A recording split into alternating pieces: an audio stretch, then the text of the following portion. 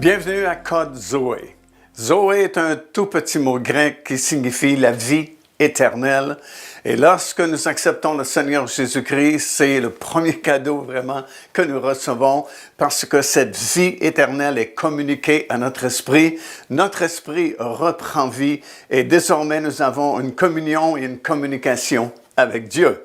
Et Code Zoé, c'est une série d'enseignements qu'on veut donner et qu'on veut publier afin de connaître un peu davantage qu'est-ce que c'est la vie éternelle, quel est le code de vie de cette nouvelle vie que nous avons.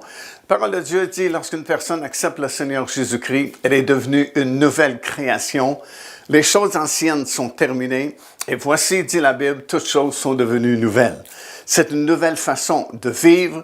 L'apôtre Paul va dire aux Éphésiens, vous ne devez plus marcher comme vous marchiez autrefois, comme les gens qui ne connaissent pas Dieu. Alors, il y a une nouvelle marche dans le Seigneur Jésus-Christ. C'est un code Zoé. Et au travers de ces enseignements que nous allons donner, nous allons toucher plusieurs sujets, évidemment, qui concernent la vie dans le Seigneur Jésus-Christ.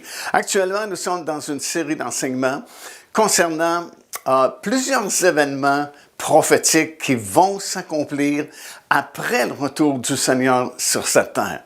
Nous sommes habitués d'entendre prêcher souvent sur les signes prophétiques qui doivent précéder le retour du Seigneur Jésus-Christ. Mais là, on est dans une série d'événements glorieux, vraiment, qui vont se produire après que le Seigneur Jésus-Christ sera revenu sur cette terre. Nous savons que le retour du Seigneur se fera en deux phases. Tout d'abord, il ne vient que dans les airs et c'est nous qui serons prêts, qui allons monter à sa rencontre. Quelques temps après, c'est les premiers jugements de Dieu qui vont tomber sur cette planète, une période de tribulation, comme la Bible nous enseigne. Et à la fin de cette série de jugements, le Seigneur Jésus-Christ va revenir cette fois-là sur la terre. Eh bien oui, Jésus-Christ va revenir une deuxième fois sur cette planète, mais cette fois-là, il ne revient pas pour donner sa vie, il ne revient pas pour mourir encore une fois sur la croix de Golgotha, mais la parole de Dieu affirme qu'il revient comme le roi des rois et le Seigneur des seigneurs, afin d'établir son royaume sur toute la surface de cette terre. Mais nous apprenons également dans le livre du prophète Daniel qu'il y aura une prolongation de 75 jours exactement entre le moment où le Seigneur Jésus-Christ reviendra sur cette terre et l'ouverture de ce que la Bible appelle le règne de 1000 ans ou le millénium. Donc une période additionnelle aux 7 années de tribulation, une période additionnelle de 75 jours exactement, comme une période tampon, si vous voulez, entre le retour du Seigneur Jésus-Christ sur cette terre et l'ouverture du règne de 1000 ans, le royaume de Dieu qui sera alors établi sur cette terre. Et tout au long de ces 75 jours, dans cette prolongation, plusieurs événements vraiment très intéressants se produiront.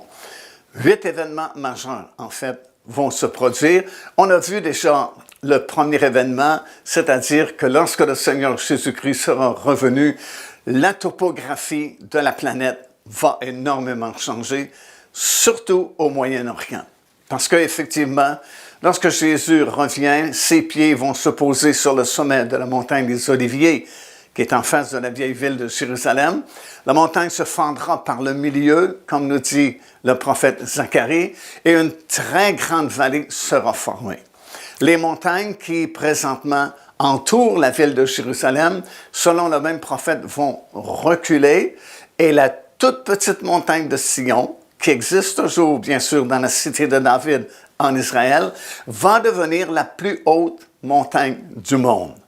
Deuxième événement majeur qui va se produire, il y aura un 4e temple qui sera construit surnaturellement et instantanément par le Seigneur Jésus-Christ lui-même sur le sommet de cette nouvelle montagne de Sion.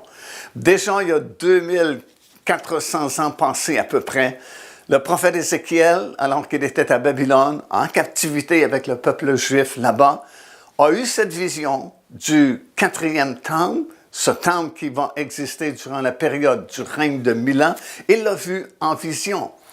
et il nous a donné dans son livre beaucoup de détails. Il nous a même donné les dimensions de ce temple-là qui existera durant cette longue période. Ce sera le dernier temple, puisque après le règne de 1000 ans, ce sera le monde nouveau. La terre va s'enfuir pour être purifiée par le feu. Le ciel, le firmament que nous voyons sera déroulé comme un livre. Ce sera le jugement dernier de tous ceux qui ont rejeté Christ ou qui étaient injustes. Et après cela, il y a une nouvelle terre, de nouveaux cieux et la nouvelle Jérusalem qui descendra sur cette nouvelle terre. Et dans le livre de l'Apocalypse, Jean, qui a ses visions, va nous dire « Et je ne vis point de temple », parce qu'il n'y aura plus de temple dans le monde à venir, parce que ce sera un monde totalement parfait. Mais durant la période du règne de 1000 ans, il y aura un quatrième et dernier temple. En fait, tout au long de l'histoire, il y aura eu 2 temples, un tabernacle et 4 temples. Et ça va comme ceci. Les 2 temples, bien sûr, premièrement, c'est la tente d'assignation qui existait avant même que le premier tabernacle soit construit dans le désert, alors qu'Israël est sorti d'Égypte pour venir s'établir dans le pays promis. Et la deuxième temple, bien sûr, c'est ce qu'on appelle la tente de David, que David avait construit et placé l'arche de l'Alliance sur la montagne de Sion, justement. Il y a eu un tabernacle, celui qui avait été construit dans le désert et qui a servi Israël tout au long de leur long périple dans le désert qui a duré pratiquement 40 ans, jusqu'à ce qu'ils arrivent à la frontière du pays de Canaan. Et il y aura eu 4 temples qui ont été construits. Premier temple, bien sûr, qui a été construit par Salomon. Le même temple, on l'a appelé le deuxième temple parce qu'il avait été détruit, puis on a reconstruit la majeure partie de ce temple-là à l'époque de Néhémie et d'Esdras. Celui-ci a été détruit en l'an 70 par les Romains qui ont envahi Israël, la ville de Jérusalem, et ont détruit le temple également. Il y aura un 3e temple qui bientôt sera construit. Ça peut paraître invraisemblable au moment où nous nous parlons présentement, mais la parole de Dieu nous donne plusieurs versets. Il y a plusieurs références dans la Bible qui affirment qu'un 3e temple sera construit pour cette période des tribulations. Alors, très bientôt, et vous savez, en Israël, ils sont vraiment très prêts. Ils ont tout fabriqué pour tout ce qui appartient à ce temple-là, les pièces d'ameublement, les rampes des sacrificateurs. Ils ont même des sacrificateurs.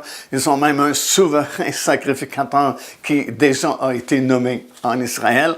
Alors, ils sont tout fait prêts pour construire ce futur temple-là, qui sera détruit, bien sûr, à la fin des 7 années de tribulation, lors de ce grand tremblement de terre qui va coïncider avec le retour du Seigneur Jésus-Christ. Et finalement, il y aura ce 4e temple qui, lui, sera construit, comme je mentionné, instantanément et surnaturellement par le Seigneur Jésus-Christ lui-même. Et comme je mentionnais aussi, déjà le prophète Ézéchiel, il y a plusieurs milliers d'années passées, l'a vu en vision. Et vous savez quoi? Dans cette vision-là, Dieu a dit au prophète Ézéchiel, « Montre le plan de ce temple-là à Israël, afin qu'il puisse faire les plans et le construire. » Mais jamais Israël ne s'est donné la peine de faire les plans de ce temple-là, sauf récemment. Effectivement, l'Institut du Temple à Jérusalem, qui, comme j'ai mentionné il y a quelques instants, a déjà fabriqué tout le nécessaire pour la construction de ce temple-là et l'ameublement du temple, ont déjà fait les plans de ce 4e temple-là. Et vous pouvez les voir. Tout ce que vous avez à faire, c'est cliquer sur l'Institut du Temple, parce qu'ils ont un volet en français maintenant. Vous cliquez sur « Médias », « Plan du Temple » et vous avez sur votre écran d'ordinateur les plans de ce futur temple-là qui bientôt sera construit. Alors, nous sommes très proches de tous ces événements glorieux.